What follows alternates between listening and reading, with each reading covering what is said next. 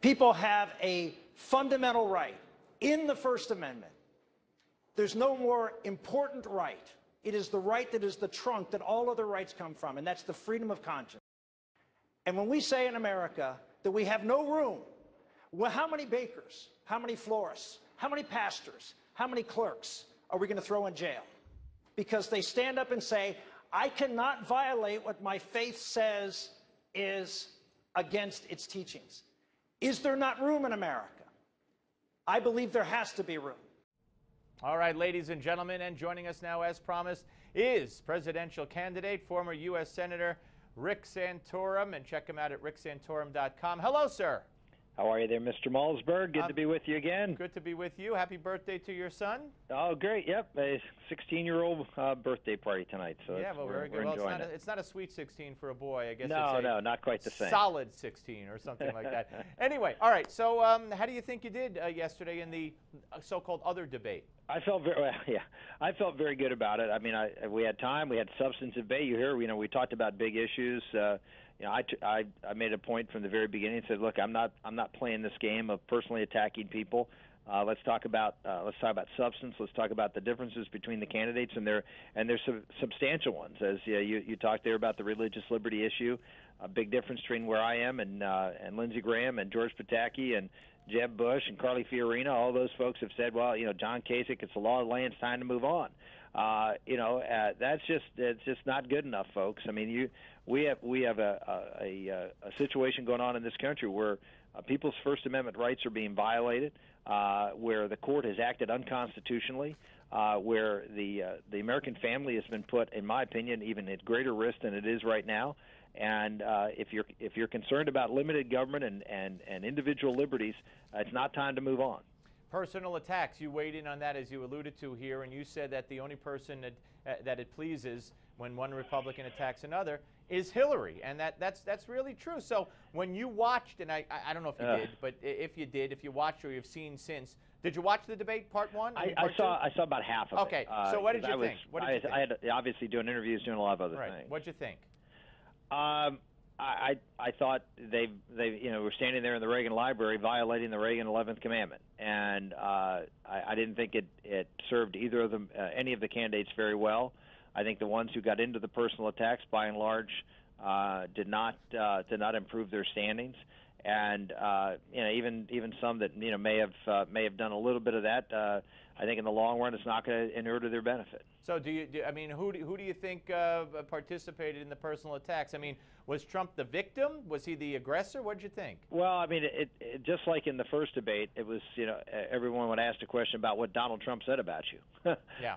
And so, in some respects, you couldn't help but engage in it. And but I felt like anybody that gets in that mud in the long term, all you're doing is helping the opposition, and I would say that probably half the field there last night got, in one way or another, got involved in that. Yeah, you're a strong supporter of Israel, and you have been for forever. And a lot of the guys in both debates, especially the second one, because there are more people, bring up Israel, and it caused Ann Coulter to tweet out, how many effing Jews do they think there are in this country? And wow. Because she said they were pandering to Israel.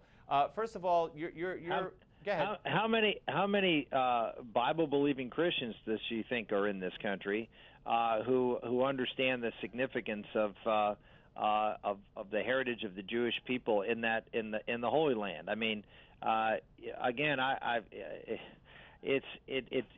scratch my head and sometimes wonder, what these pundits who make money at being controversial, what they think they're doing to be helpful to the cause they say they believe in. Conservatives have long and proudly stood for a strong America and a strong Israel and a strong relationship between the two for our own mutual interests and for the interests of stability and peace in the region. And so for someone who calls themselves a conservative to go out there and question the attack that has been made by Barack Obama on the state of Israel, on the relationship between our countries, and not have Republicans talk about that and talk about the importance of remedying that and repairing that and coming to and supporting Israel in its defense against what soon, if Barack Obama has his way, will be a nuclear Iran, is a very important issue for millions and millions of Americans. And interestingly enough, as you know very well, Steve, that it's probably less important in the Jewish community these days than it is in the evangelical Christian community, which is another tragedy of itself. It is, and she missed the point. But that language, that even though it was a tweet, how many effing Jews do they think? I mean, that Jews would have a right to be angry, no?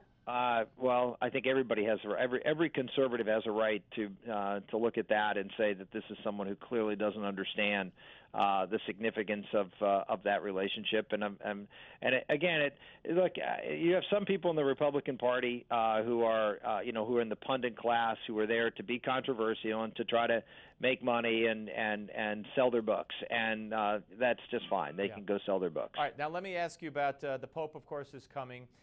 There's word today, a Breitbart story, that the president, and don't forget they lit up the White House, was illuminated in gay pride colors on June 26th after the Supreme Court decision.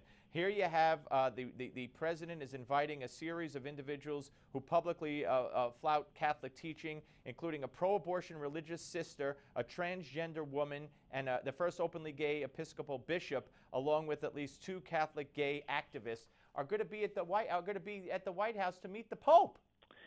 Again, this just shows the contempt that the president has for people of faith. If you imagine that if they brought in a Muslim leader and the president would bring in all of these Muslim dissenters, folks who are activists against the Muslim faith, the president wouldn't even consider doing something. Imagine bringing in a pro-gay Muslim in to talk about gay rights in the Muslim community. As you know, under Sharia law, they show gays off buildings and kill them. Yep. But you won't see the president standing up to the Muslim community, the radical Muslim community, and having gay Muslim activists out there.